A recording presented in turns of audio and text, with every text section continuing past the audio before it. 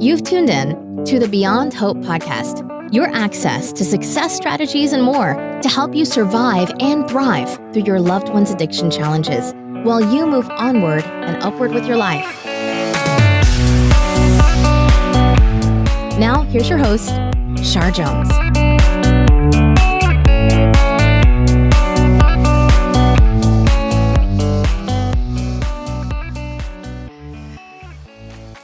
A week ago, I learned that my daughter had left treatment. She basically just walked off the property. How quickly I'm finding myself rewinding and playing these memories, every interaction that I've had with her. The decision to send her to treatment. I'm mad at myself because the last time that I Skyped with her was just after the new year this year. And I sensed something that she was struggling. I wish that I had told somebody. But I talked myself out of it. I thought, I don't know. And now she left.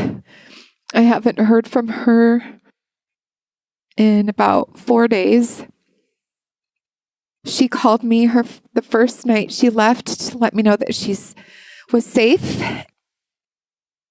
But I got one or a couple messages from her right after she left that concerned me. And she was doing well, or so I thought. I think the realization that she had 15 more months to go before she could graduate, I think it got to be too much. So I can't fall apart. I've been here before.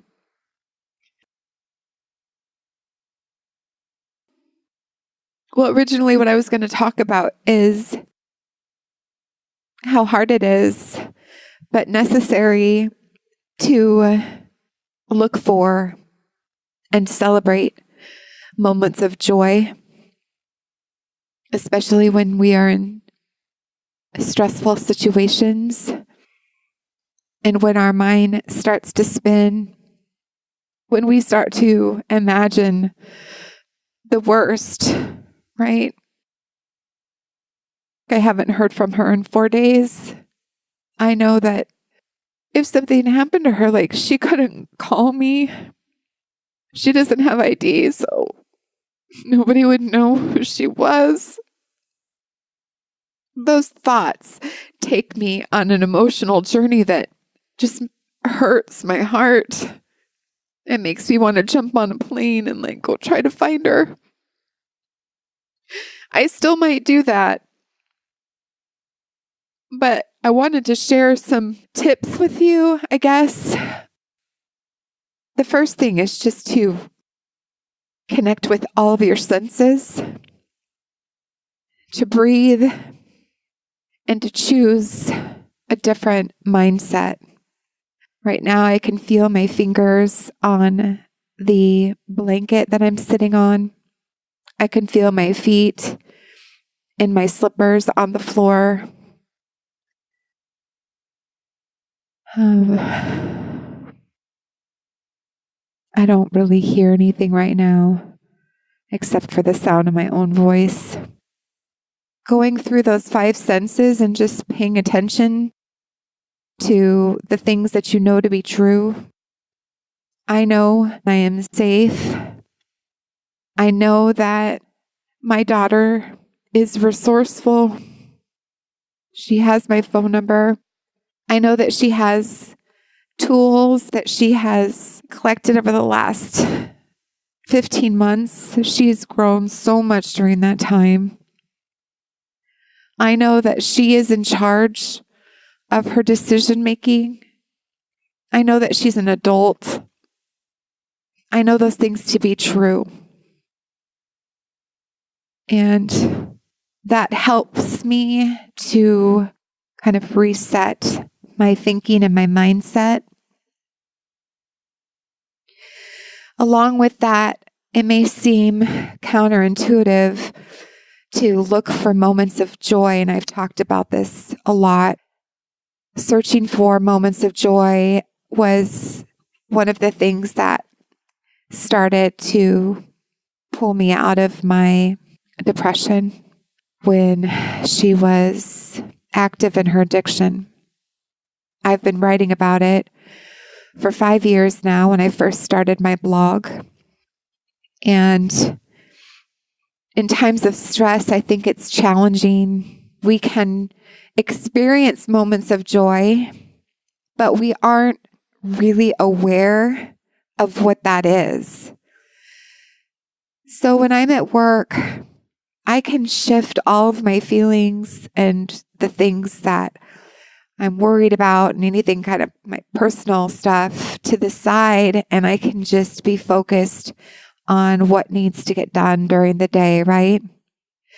And I work with some pretty incredible people that make me laugh, and we just have a lot of fun together at work. And I can do that because I'm able to compartmentalize, what's going on at home. But as far as seeking out and celebrating moments of joy, what do I mean by that? It just means being so hyper aware of what's around you. I'm seeking out moments of joy right now. So what would some of those things be?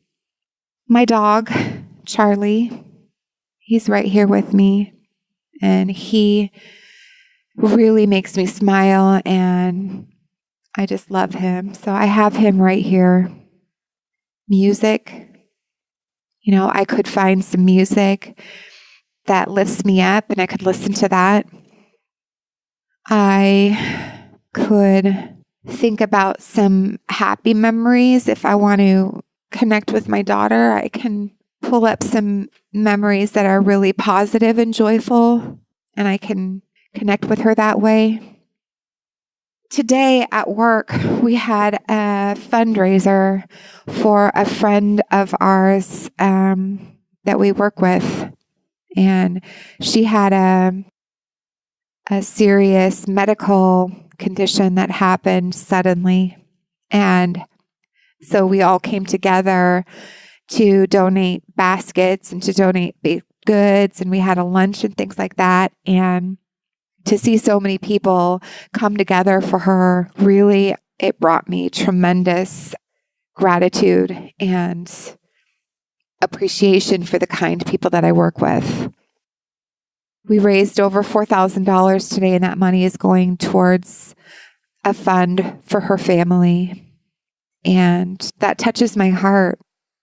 Really, it's just being really intentional about looking for and searching for and being aware of moments of joy, whether it be a smile from a stranger, whether it be, that first sip of warm coffee in the morning. My friend, he bought me a Diet Coke today, and I don't drink a lot of Diet Coke anymore, but just, opening that up and tasting it, and it just made me smile.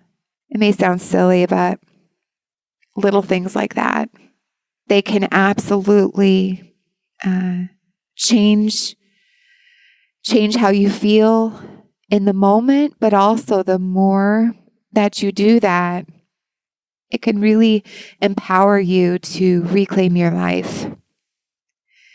I always say this, and it's, we have the ability to find joy and meaning in our lives, and that doesn't have to be contingent upon our loved ones' recovery. Well, right now, of course, I'm worried that my daughter has relapsed, and I'm really having to practice what I preach right now because I don't know where she is, and she's in another state. And I feel like I let her down, and I feel hurt that she's not reaching out to me.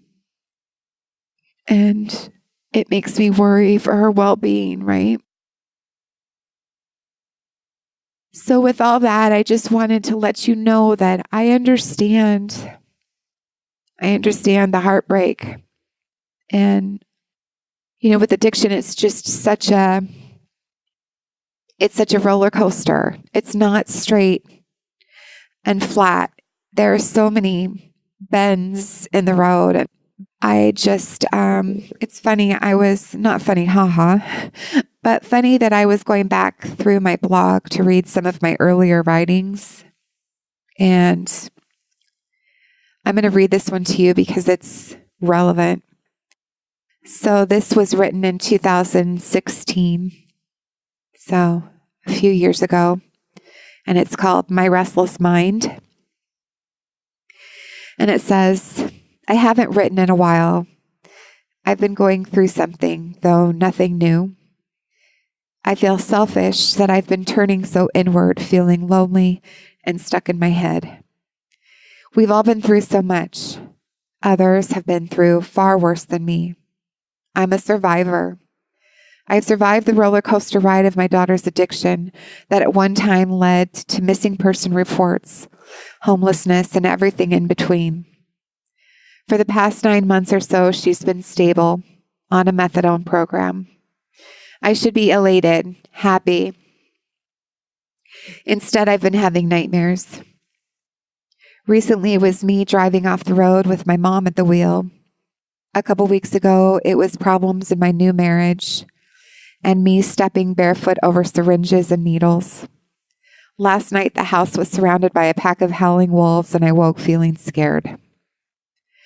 I've been on edge the last couple of weeks and can't sleep tonight. Her addiction continues to sneak up on me when I least expect it.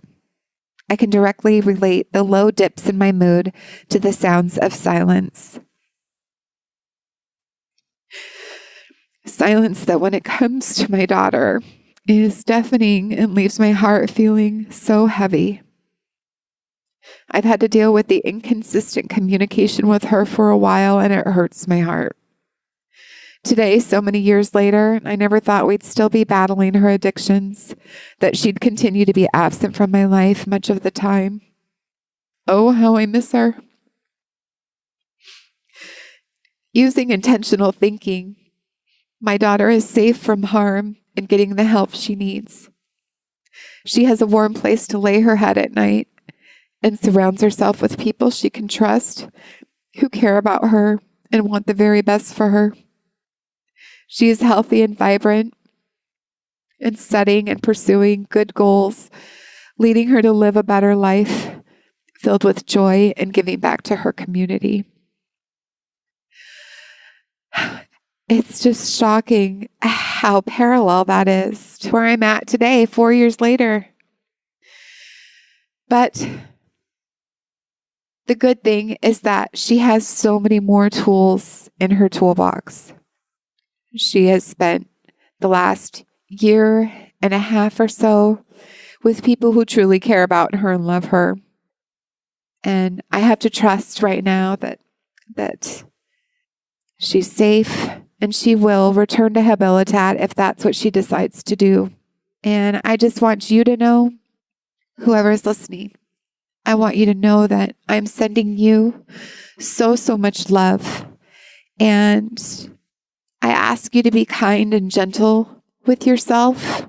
And I just want to remind you and remind myself that if our addicted loved ones knew how to solve this, they would have already done it. And that they don't want to bestow pain on us.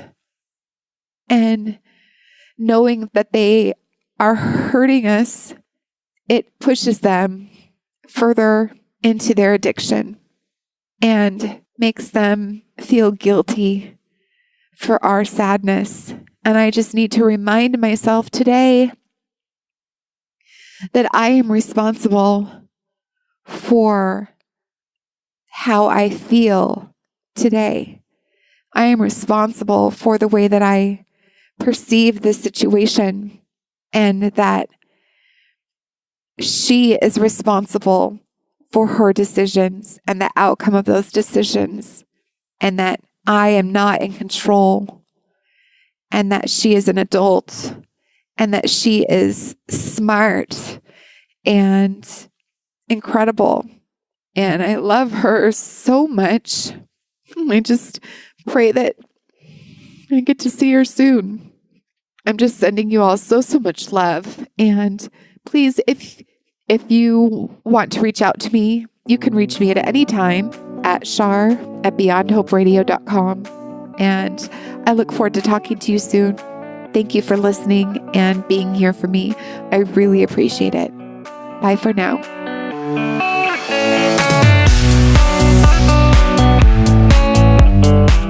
Hey everyone, thank you so much for tuning in and for helping me to connect with other moms of addicts or loved ones who are struggling with addiction in their lives. If you have questions for me, comments, suggestions on future show content, or perhaps there's a specific topic that you would like to hear from an expert in the field, I would love to hear from you. I am also interested in sharing your voice. So if you have messages of hope or personal stories that you think would resonate with our listeners, please send me an email. You can type me out a message, or you can include an attachment to an audio clip with your voice. You can send that to shar@beyondhoperadio.com. And with that, thank you again, and I'll talk to you soon. Bye for now.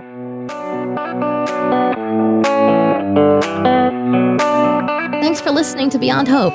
For show notes and more, head on over to beyondhoperadio.com.